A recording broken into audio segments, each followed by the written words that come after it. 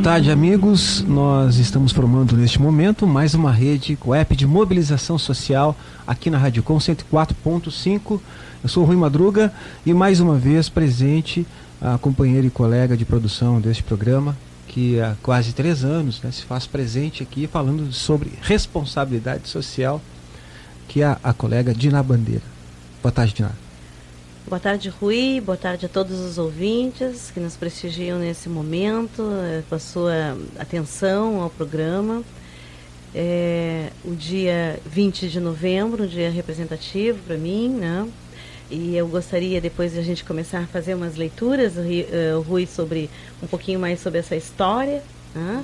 Mas feliz aqui porque a gente está com um convidado muito especial para nós. Sabe que a gente tem toda uma queda pelos agricultores familiares, né? A gente sempre traz agricultores aqui e a gente traz as pautas da agricultura familiar, da agroecologia, e o nosso colega Guinter, né, é nosso parceiro. Eu já queria também estar passando para ele, Rui, para ele dar seu boa tarde, e aí está se apresentando um pouquinho aí para os nossos ouvintes.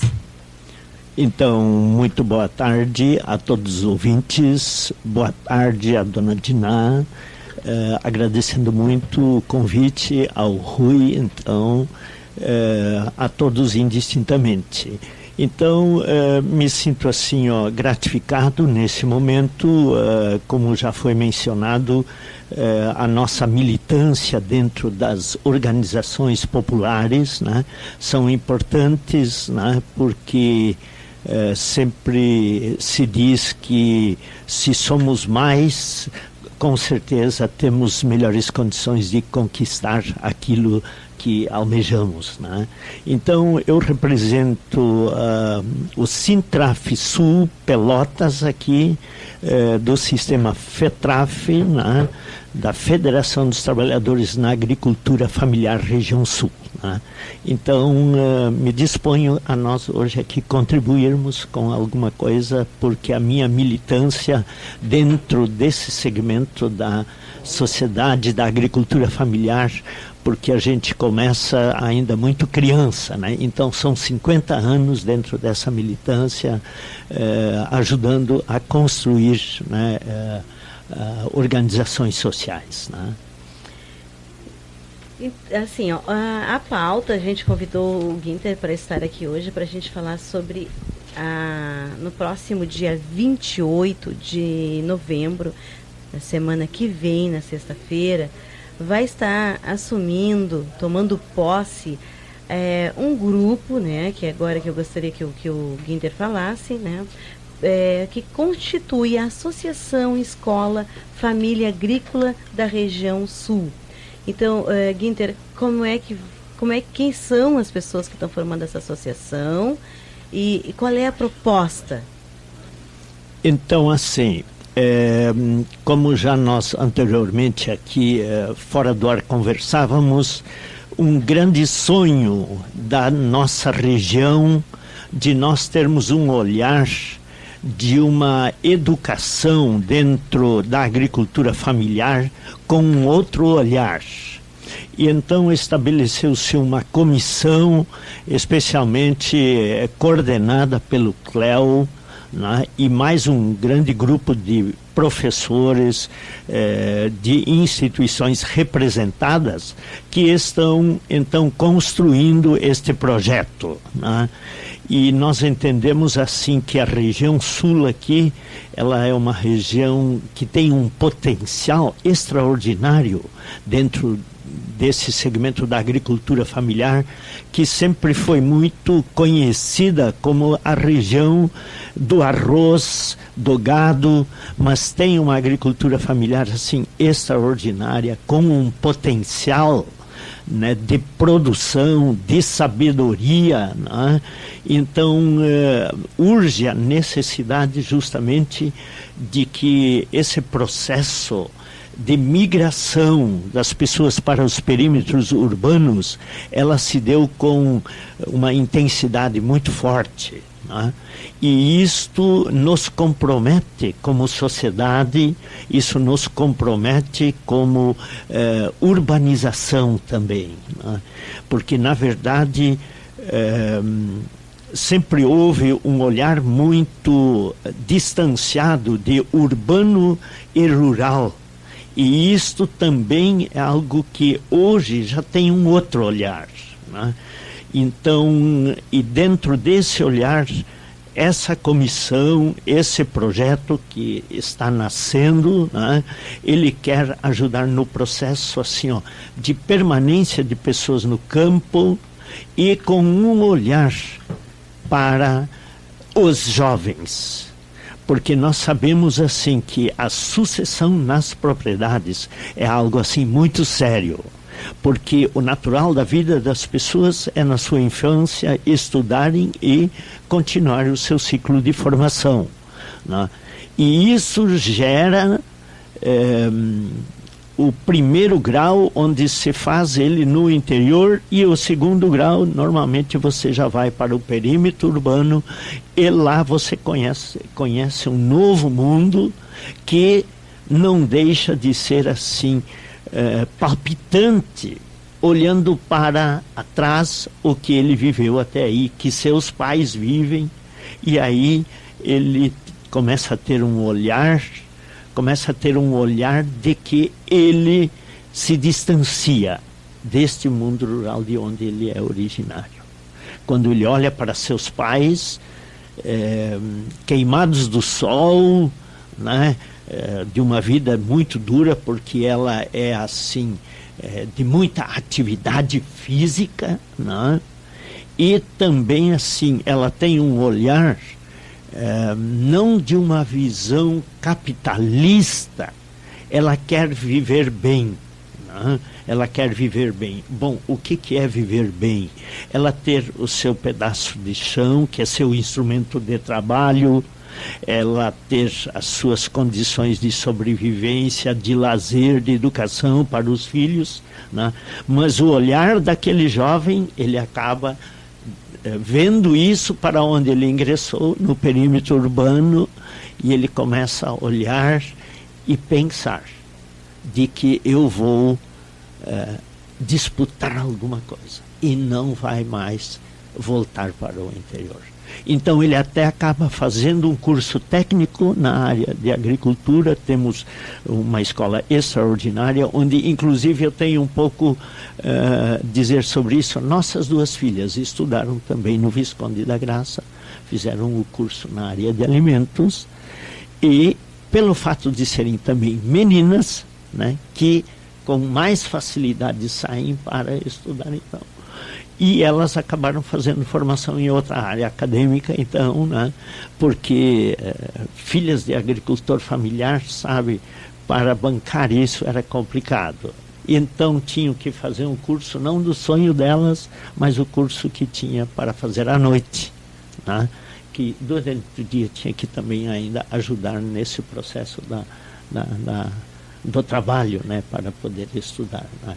E então, assim, em boa hora, grande parte dessa comissão, né, voltada assim, ó, para esse olhar diferenciado, então vem, né, em boa hora para se construir isso, para que se tenha, né, longevidade na área rural, com sucessão nas propriedades, e digamos, isso não vai ser algo assim fácil que vai cair de cima para baixo, e sim deve ser construído por todos esses atores que estão se envolvendo nesse processo, né? Como é que vocês estão organizando, né, essa formação, né, dessas escolas, né, no sentido de análise do meio onde elas vivem? Porque o que eu quero dizer assim, vamos ver, nas escolas, normalmente no interior, as próprias escolas não conhecem os exemplos de produtores que tem na sua própria comunidade, né? E muitas vezes o que se vê nos conteúdos são exemplos, né, como em todos os ensinos, infelizmente, né, que não nos interessa muito, ou que não vai proporcionar um ensino que faça ter uma visão diferente, né, que ele possa ficar no campo com conforto, com qualidade, né, e que ele possa se manter tendo o que ele teria numa cidade. Como é que vocês pretendem discutir, formar essas condições acadêmicas aí? Justamente, esse é um ponto assim extraordinário de ser olhado com muito carinho, né? Então, eu tenho um amigo meu de uma formação acadêmica, fez formação na Alemanha, na França, nos Estados Unidos, e ele então se reportava sempre para dentro da nossa agricultura familiar, então sempre com esse olhar da dificuldade, dos problemas, e aí ele colocava assim, de que o agricultor alemão é o agricultor que resolve as coisas na força, no trabalho, bom, e o resto vem a reboque. Já o francês, organizadíssimo. E isso são tudo práticas que nós pouco conhecemos. Sim, a do trabalho, sim.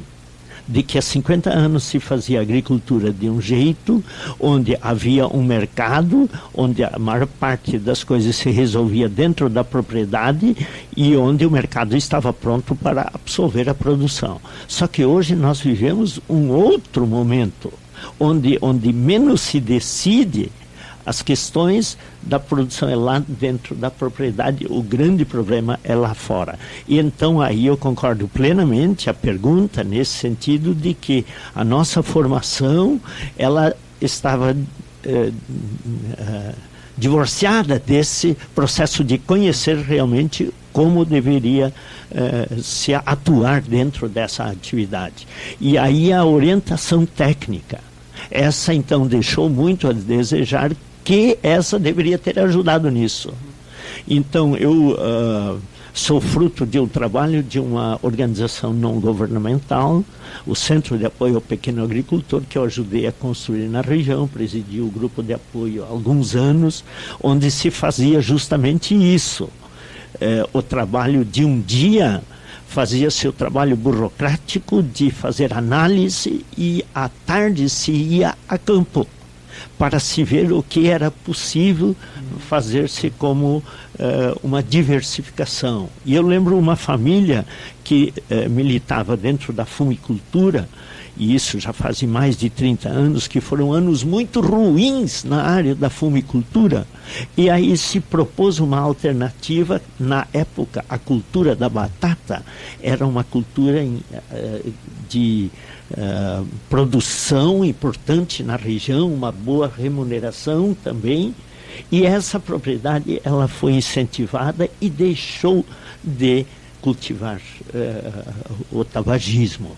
E naquele ano o tabagismo teve um alto preço e a batata, a propriedade não conseguiu vender nenhuma, sabe? Então isso foi um grande drama, né? Assim, para a propriedade, né? Mas isso faz parte também justamente dessa atividade. E o agricultor familiar, ele, se nesse ano não colheu, ele não desiste assim, mas ele no outro ano ele investe de novo, porque ele tem esse olhar da esperança.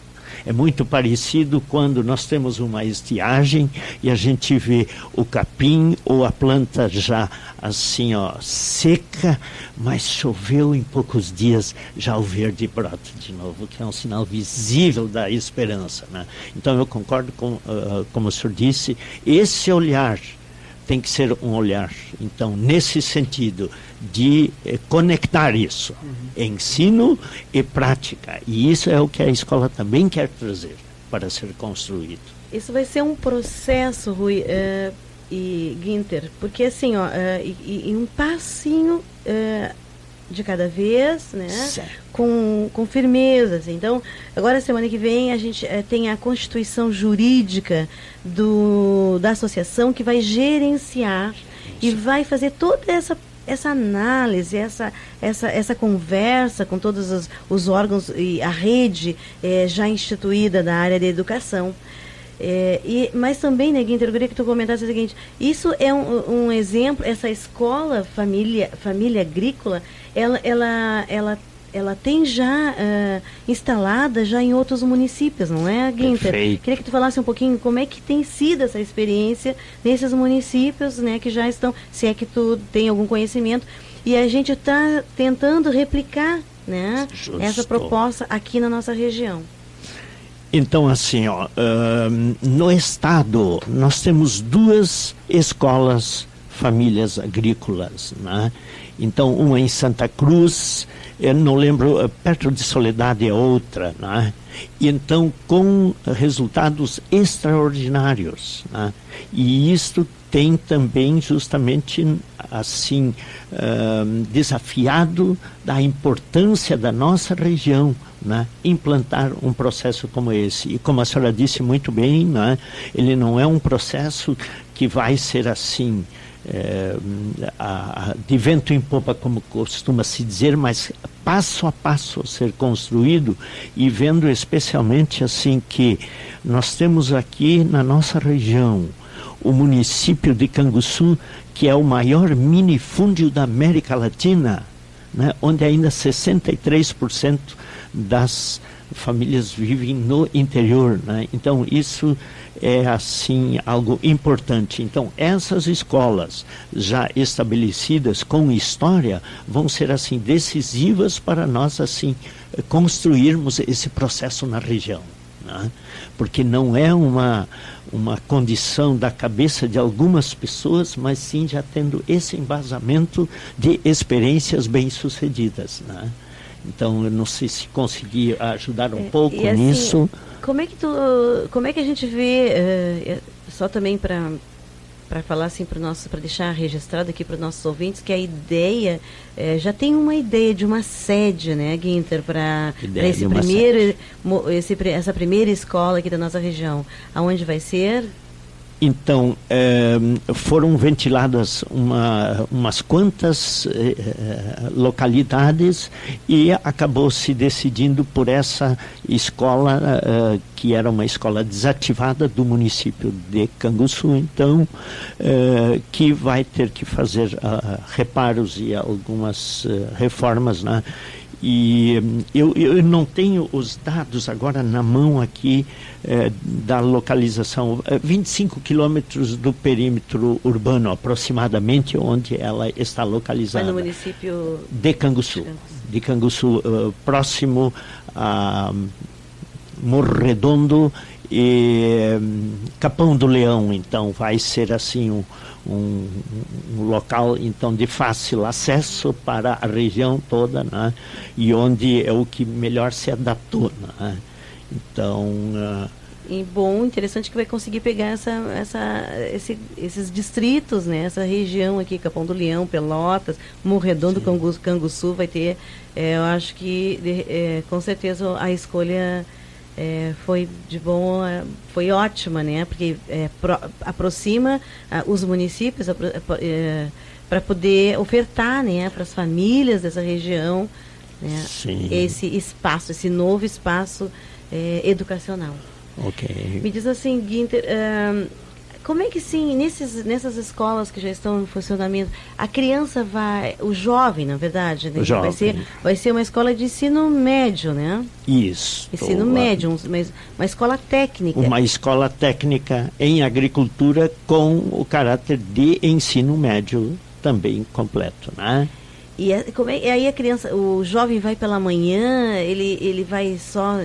Como é que é nessas escolas que já estão funcionando a metodologia de inserção assim, do aluno? Então, o aluno vai morar na escola,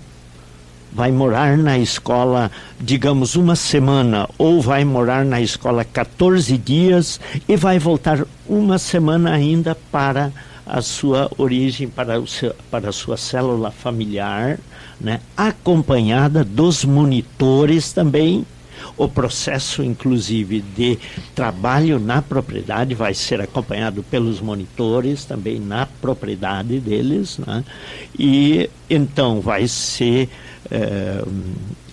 tem-se um olhar que, mas então vai ser um curso assim onde a turma vai estudar pouco, não, vai estudar muito, porque vai ter um segundo grau completo, né, oficial, né, e vai então ter esse aspecto da sua cultura familiar. Ele não perca isso também, esse vínculo, né, que vai ajudar no seu processo também de ter esse olhar de permanecer no campo, né. É uma novidade, né? É uma novidade. Eu também faço parte dessa equipe que sonha com um espaço de apropriação real, né? Desses jovens que já estão nessa área, que eles se permaneçam, também sonhem com isso. E depois a gente, às vezes, fica comentando. Esses dias até estava numa reunião e o pessoal trabalhando numa perspectiva de melhor acolhida do jovem que vem do rural nas universidades e algumas estratégias. Eu disse, mas gente, será que esse é o caminho? Claro que a gente quer que os jovens do rural também façam as suas universidades, eles têm que fazer, mas a gente também tem hoje que fazer um olhar mais centrado no ensino fundamental e no médio. Né? E a gente também tem que receber esses alunos na universidade de uma forma de incentivá-lo a voltar. Porque o que será de nós se ele não voltar? Já que a gente tem grande parte da nossa alimentação, né, fundamentada pelo trabalho do agricultor familiar. E a gente, às vezes, está incentivando a tirar o jovem do campo. Tem que ser o contrário. Então, essa proposta dessa escola ela é muito bem querida, assim, por nós.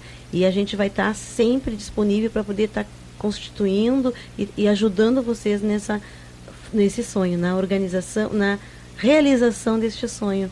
Porque esse sonho não é só para os pais dos alunos da área rural, esse sonho tem que ser para toda a sociedade. Perfeito. Dessa sociedade que ainda depende do agricultor familiar. Exatamente.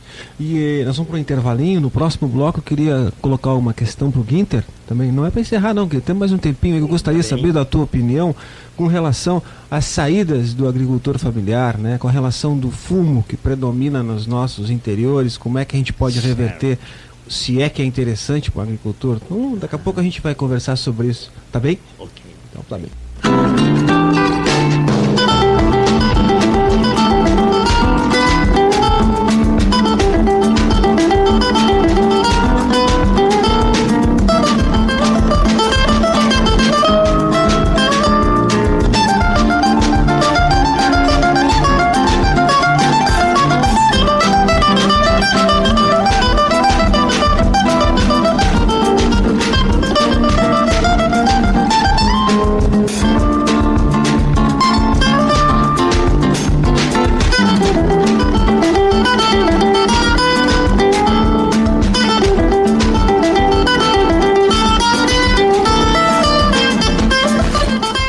Nós retornamos com a Rádio Com, a Rede Coep de mobilização, né?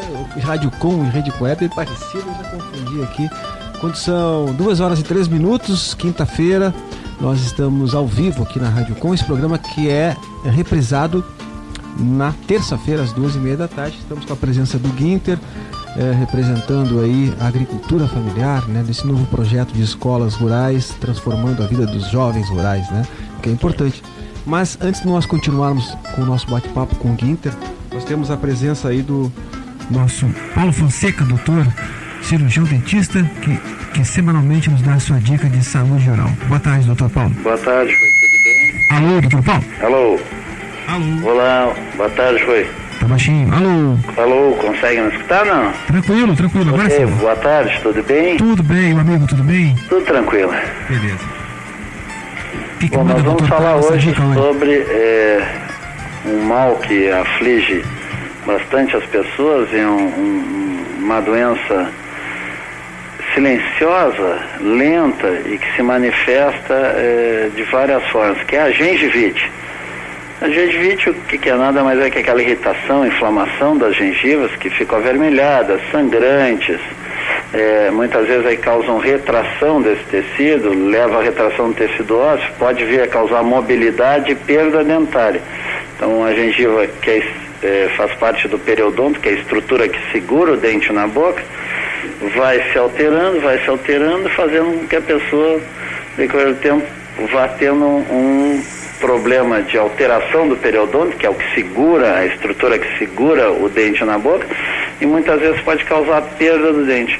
Então, para evitar isso, algumas dicas que se dá o seguinte: trate bem da sua gengiva com carinho, evite escovas duras, procure escovas macias ou extra macias, faça uma escovação sempre no sentido gengiva-dente, nunca transversal ou dente para gengiva, para que ela não suba, não retraia, não fique a raiz exposta. Escova sempre macia, movimentos circulares e leves, sem muita força, e com uma cabeça pequena da escova para que possa limpar bem naquela área entre os dentes.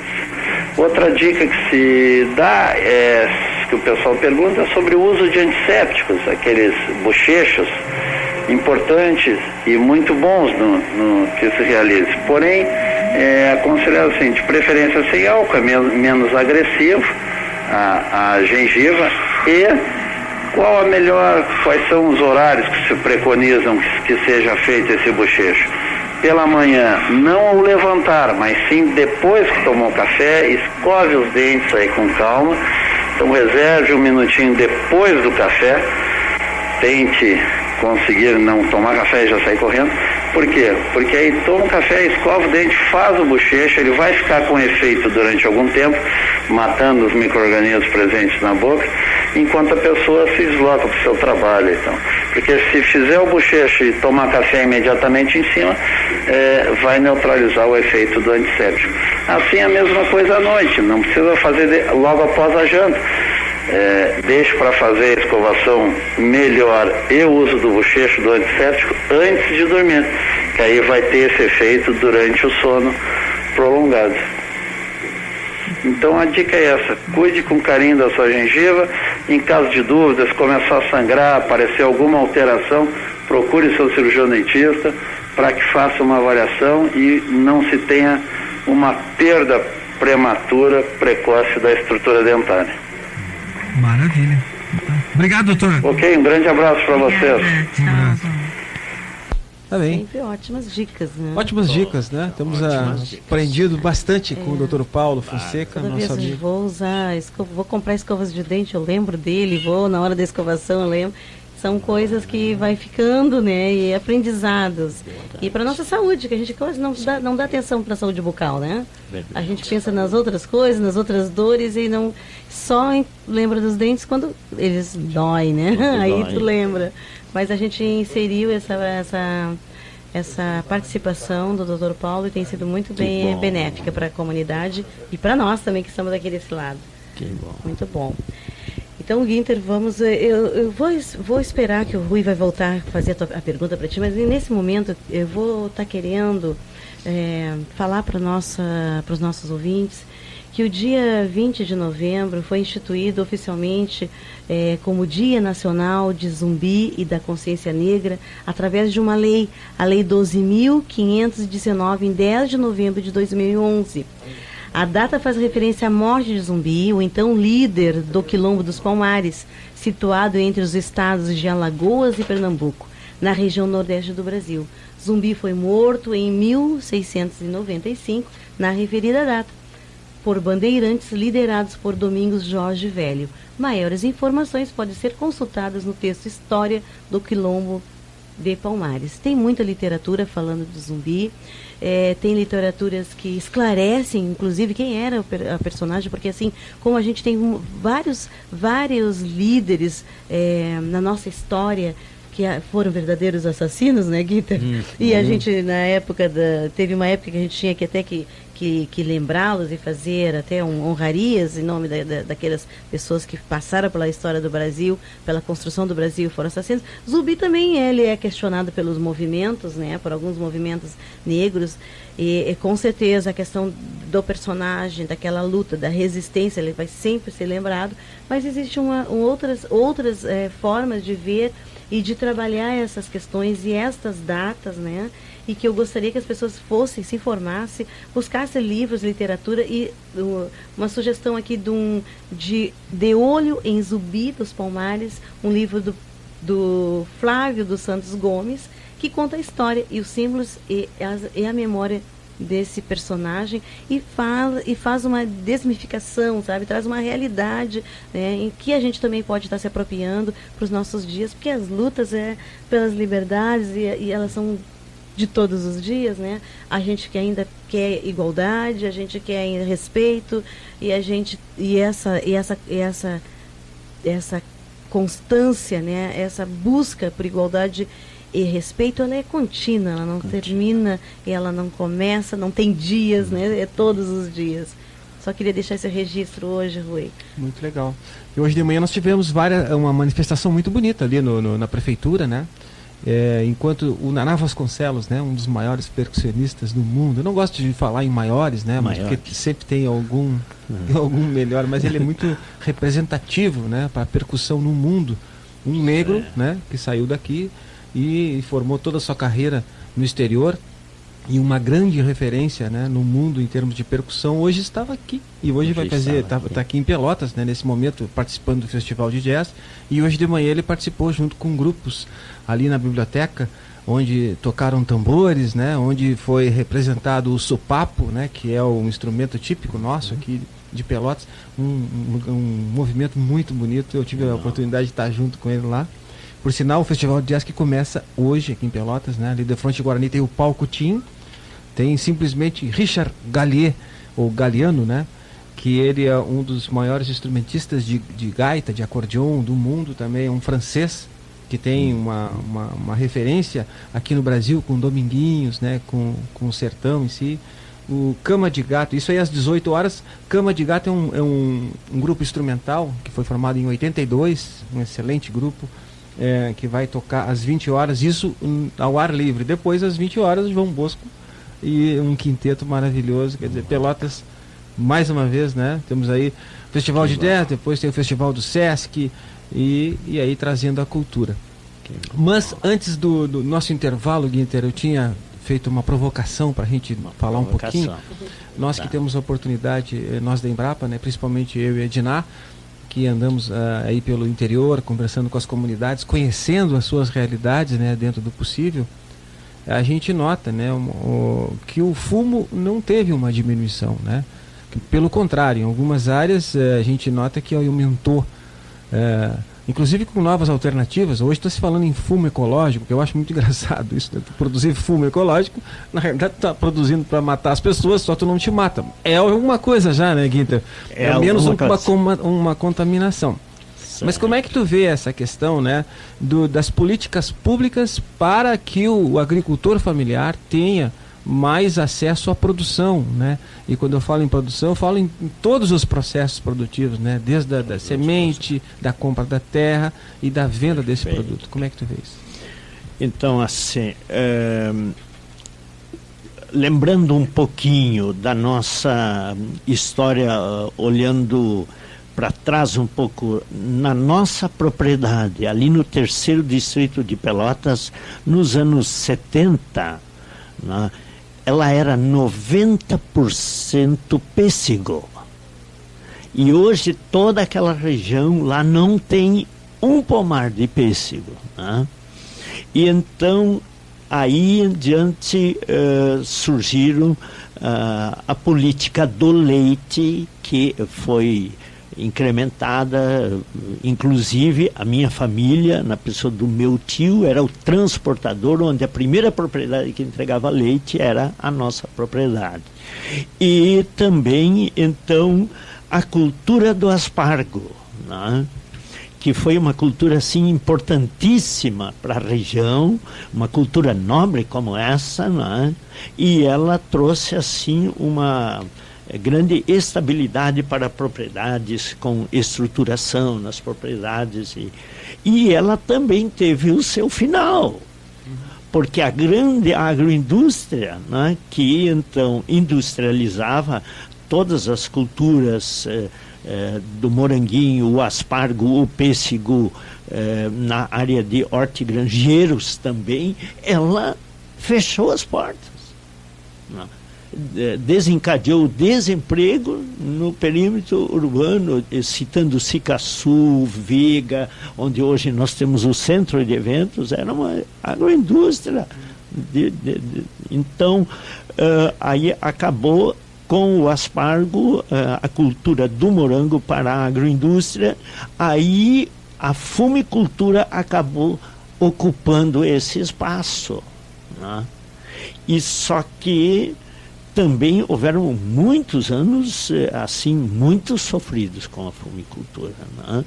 E a gente sabe claramente, tem que se dizer isso, que certos segmentos na sociedade culpam, então, que é o governo que faz alta tributação e tal. Não, mas ele não comercializa. Quem comercializa é a indústria, né? E então, na verdade, o agricultor, tem que se dizer isso, ele é, na verdade, assim, uma mão de obra barata, porque grande parte das propriedades, elas dizem, não, olha, eu consegui isso com fumo, mas ele já estava fazendo uma outra atividade também, que também tinha rentabilidade, mas se entendia que a rentabilidade vinha tudo da fumicultura. E então, ela, na verdade, trouxe, assim, muitos malefícios. Essa semana, um menino, hoje já uma pessoa adulta, 35 anos, ele estéril já, porque desde criança, dos 10 anos em diante, aplicava na fumicultura venenos de bermuda, de calção, de pé descalço, e hoje a medicina diz para ele, os resíduos químicos da fumicultura estão tudo dentro do teu organismo e tu não vais ter mais saúde boa até o resto da tua vida. Não tem o que fazer, o que aconteceu contigo. Então, assim, eu acho que as políticas públicas, nós enxergamos de que, pelo menos os relatos que se tem, que o governo brasileiro é um dos poucos países que tem um programa de diversificação para que, quando a fumicultura ela declinar no seu consumo do mundo, já possa se estar preparado. Olha, não ter mais saudosismo dessa cultura, então. Porque o mundo desenvolvido decresceu muito o seu consumo. Mas sabemos que cada novo ano, 5 milhões de chineses ingressam no consumo. E africanos, né? E africanos. Então, sabe, e nós, então, dentro dos programas do projeto de ATER, que está sendo construído também já há um período, aqui na nossa região, ela tem sido muito frutífera. Quando se está em encontro onde tem 60 mulheres que nunca participaram de um encontro, porque na área da fumicultura era o homem que vai para as reuniões e tal, e ponto, e acabou, a mulher não ia. Mas hoje, 60 mulheres, né, estão vendo um novo olhar, que é possível se fazer transição também. E isso é ótimo, né?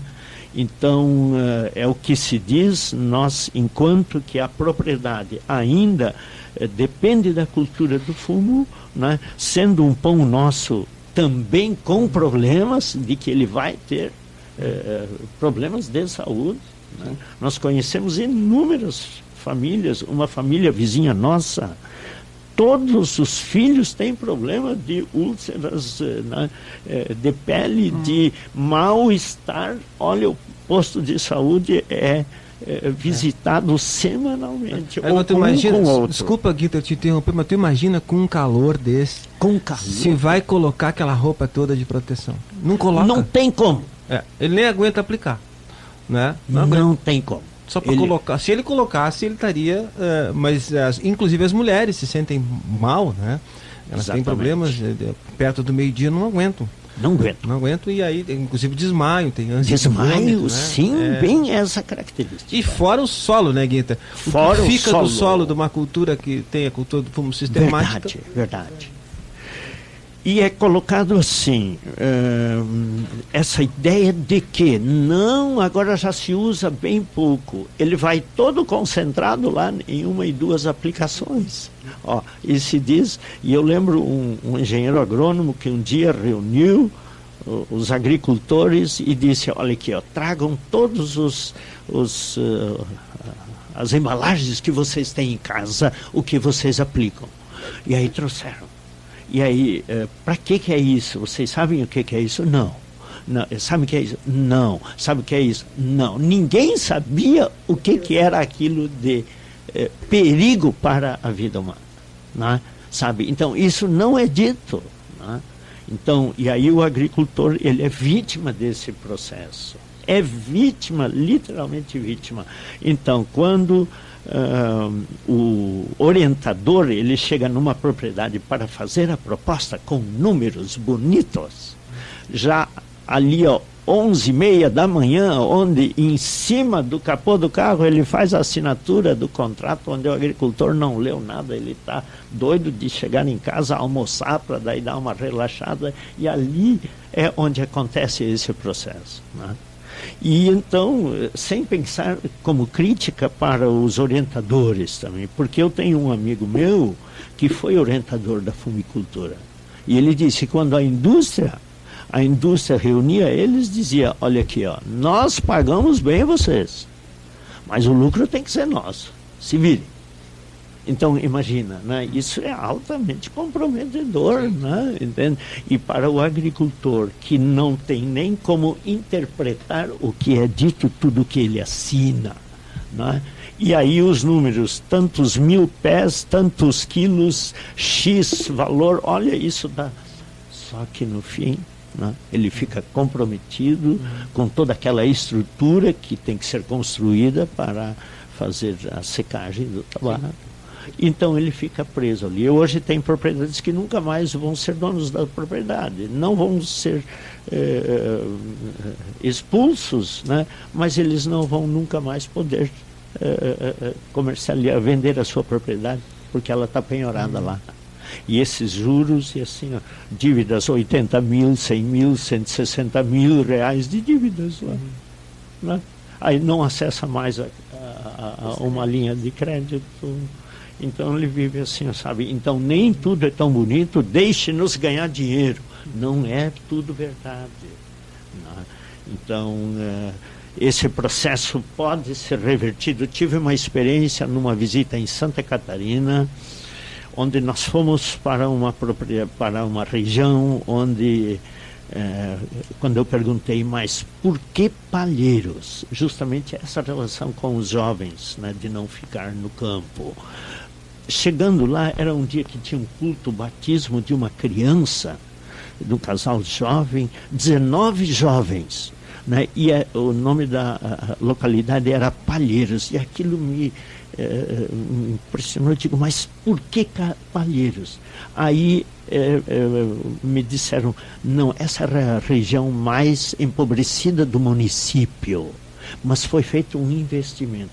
E lá chegando, palheiros, porque as casas eram tapadas com palha, e agora chegando lá, telha esmaltada, telhadinho para tudo que é legal, a galera chegando tudo com o carro do ano. E eu perguntei para eles, mas vem cá, eu estou muito feliz aqui, enxergando vocês, jovens, todos aqui dentro da agricultura familiar. A nossa região está assim, ó, trabalhando muito a questão da migração, do jovem não ficar. Não, nós já fizemos o sentido inverso. Quem foi, voltou. Porque a nossa vida mudou aqui. Pelo seguinte, dentro do programa Mais Alimentos, eles não, uma região muito serrana, eles não cometeram só o pecado de olhar que o Mais Alimentos é um crédito para comprar tratores, porque nem é possível comprar essas máquinas. Tudo máquinas pequenas, otobata e tal.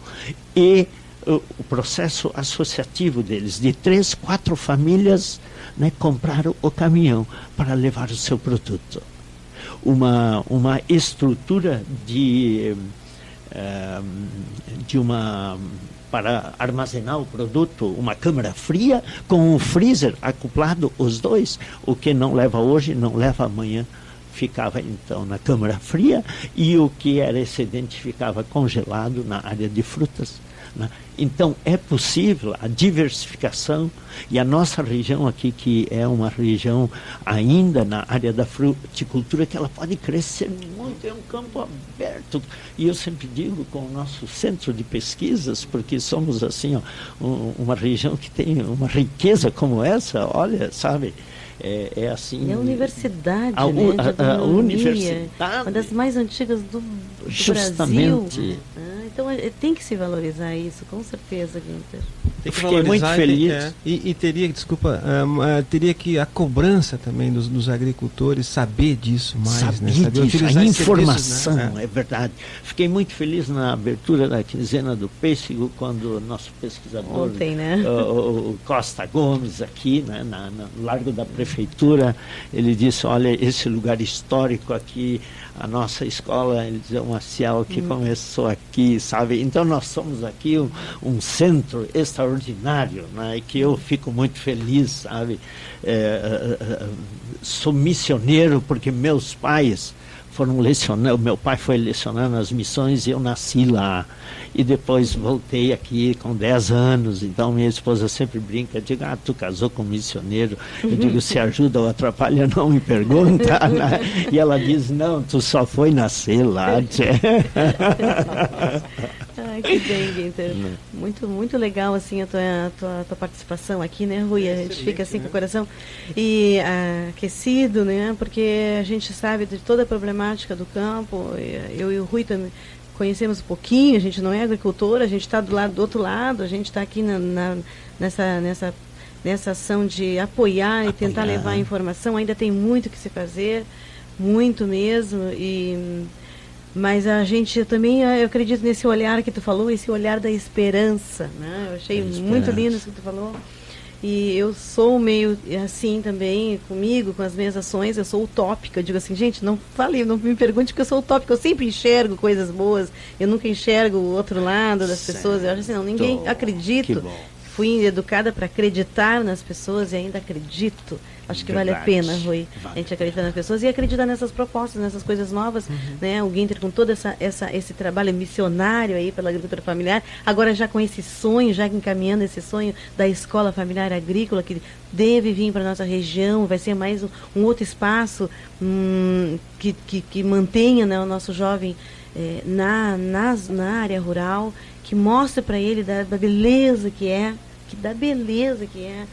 o espaço rural, da tranquilidade, do quanto ele pode ser muito feliz lá, em vez de vir para cá para os engarrafamentos, não adianta que o celular às vezes também não pega. Só um dentro, Diná, quando a gente vai fazer essas visitas, inclusive com o pedal, né, os agricultores, quando recebem os grupos urbanos, né, são contrastes de sentimentos, né? Certo. Aí os agricultores, mas eu não sei o que esse pessoal acha de tão bonito ficar olhando aquele passarinho. Exatamente. Aí, né, mas esse passarinho é bonito para nós porque não é do nosso cotidiano, né? E para vocês ele faz parte. Aí quando ele vem para a cidade, ele vê outras coisas, né? Mas sente saudade daquela quietude, né, daquela beleza natural. Verdade. E ele pode sobreviver lá. Nós temos vários grupos aqui, né? Realmente assim, ó, eu gostaria de dizer bem rapidamente isso. Essa escola, ela com certeza vai trazer um olhar grande do cooperativismo, do associativismo, de nós juntos somos mais. E isso, eu sempre tenho dito isso, e pode ser até chato, mas assim, eu sou um luterano de carteirinha, mas assim, eu prezo muito as escrituras, e as próprias escrituras dizem que 2 são mais do que 1, né? Entende? Então isso é o indicativo de que nós somando, e aí eu lembro uma experiência extraordinária na região sul aqui, da Copar, a Cooperativa Mista de Pequenos Agricultores. Do assentamento ali, né? Não, da Boa Vista, em São Lourenço. Copar um assentamento ali do Pirati. Tem também, claro. Também é uma boa experiência. Também uma boa experiência. E a Copar, nós reunimos uma semana uma comissão de agricultores técnicos numa escola, né, de 2 metros e pouco de madeira, 30 e tantos graus, uma semana. E no final do encontro, quem estava coordenando os trabalhos disse, pessoal, agora depois de uma semana, temos que tomar uma decisão. Vamos ou não vamos fundar a cooperativa? E um senhor de uns 35 anos, eu lembro como se fosse hoje ainda, um calção verde, ele pegou a pastinha debaixo do braço e levantou do banco e disse: ou é agora ou é nunca mais. E essa é hoje uma cooperativa no interior de São Lourenço de maior arrecadação do município, construída pelos agricultores familiares, que é diferente de experiências que nascem de cima para baixo, né? E está lá hoje para provar isso, né? Sabe? Então, essa escola poderá nos ajudar isso de que não é só com o trabalho, mas é com a técnica, com o conhecimento, com a formação, sendo, quem sabe, até o agrônomo, ele sendo o proprietário da propriedade, que vai tocar isso lá com melhores condições. Porque sem a formação, sem a tecnologia, sabemos que formação tem custos, tecnologia tem custo, mas sem ela nós não temos onde chegar, né? Ou vamos ter realmente muitos problemas, né? Então eu acho que todas as forças vivas que estiverem com esse olhar, com certeza nós vamos construir dias melhores para todos, porque eu sempre tenho dito de que o perímetro urbano não vai produzir nem batata, nem hortaliça no asfalto, no concreto. Isso se faz na terra. E isso é lá onde, né, se produz dentro da agricultura familiar. E ela tem uma característica assim, ó, que ela não tem assim medo de trabalho. Se ela tiver que trabalhar até a meia-noite, ela vai trabalhar. A fumicultura também tem isso, que trabalha a noite toda, interrompe o sono de 2 em 2 horas para ir na fornalha, que isso é altamente prejudicial também, né? Mas tem como se permanecer no campo com boa qualidade de vida, mas com todos esses componentes, que essa escola poderá ajudar nesse olhar. Muito bem, Guinter. Ainda tu falou uma coisa, eu me lembrei que o pessoal hoje fala muito em pratos coloridos, né? Que significa saúde. Quanto mais colorido significa saúde. Saúde. Quem produz prato colorido é o agricultor familiar. O agricultor familiar. E não é o cara que produz na monocultura, né? Exatamente. Então por isso que ele tem que ser valorizado. Se esse alimento não vier diversificado, não adianta nada, porque não vai ter onde comprar, né? Então temos que valorizar. Ô Guinter, nós queremos agradecer muito a tua presença. A Rádio Com aqui, o espaço do COEP está sempre à tua disposição, não é, minha amiga Diná? Nós sempre temos essa fala, porque temos tido essa oportunidade, né, de formar novos parceiros, né? E sempre estamos dispostos aí a participar e ajudar no que for possível para melhorar a vida nossa toda, não só do pessoal urbano, como também da agricultura familiar. Ok, eu gostaria rapidamente, então, assim, ó, fazer o convite de que todas as pessoas que obtêm essa informação do que vai estar acontecendo nesse dia 28, que sintam-se convidadas, né, e animadas a participar deste momento, né, que ele vai ser importantíssimo, né, e com certeza vão se sentir construtores desse projeto, né?